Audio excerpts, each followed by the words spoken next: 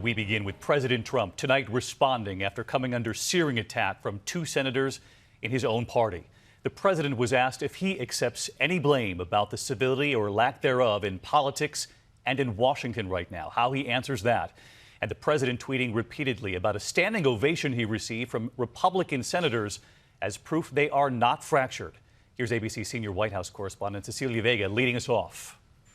At the White House today, with his character under fire from fellow Republicans, President Trump brushed aside questions about whether it's time for him to be more civil. Well, I think the press makes me more uncivil than I am.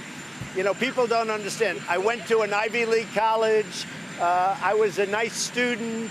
I did very well. I'm a very intelligent person. It comes in the wake of blistering attacks from two prominent Republican senators who are not running for re-election. Tennessee's Bob Corker accuses President Trump of debasing the country, and Arizona's Jeff Flake delivered this scathing rebuke on the Senate floor. Reckless, outrageous, and undignified behavior has become excused and countenanced as telling it like it is. President, Republicans say that politics in this country is in the gutter right now. Do you agree with that? Do you bear any responsibility for that? I think it's sad, but I think to a large extent, in all due respect, I think the media causes a lot of it.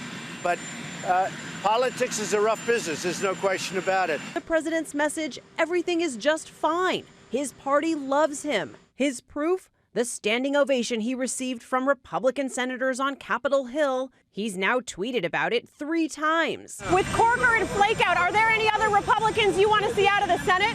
No, not at all. Everybody in there is where they should be. No. We have a very good relationship. Honestly, the Republicans are very, very well united. Now he especially needs them to be united on tax reform.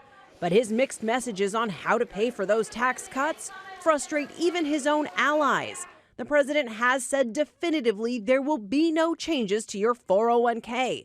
But today, the top Republican writing the tax plan said actually there could be changes, including limits on how much people can contribute to that retirement fund. When asked about that, the president said this. 401ks to me are very important. And they're important because that's one of the great benefits to the middle class. But then just seconds later, a muddied message. Well, maybe it is, and maybe we'll use it as negotiating, but I trust me. So let's get to Cecilia Vega with us live tonight from the White House. And Cecilia, the president also spoke today about that ambush that killed 4 American special ops soldiers in Niger, saying for the first time that he did not specifically authorize their mission himself. And Cecilia, you asked the president about his phone call with the widow of one of those soldiers, Sergeant LaDavid Johnson. That widow saying the president didn't seem to know her husband's name. But the president strongly denied that. Here's how he answered you. I respect her. I respect her family.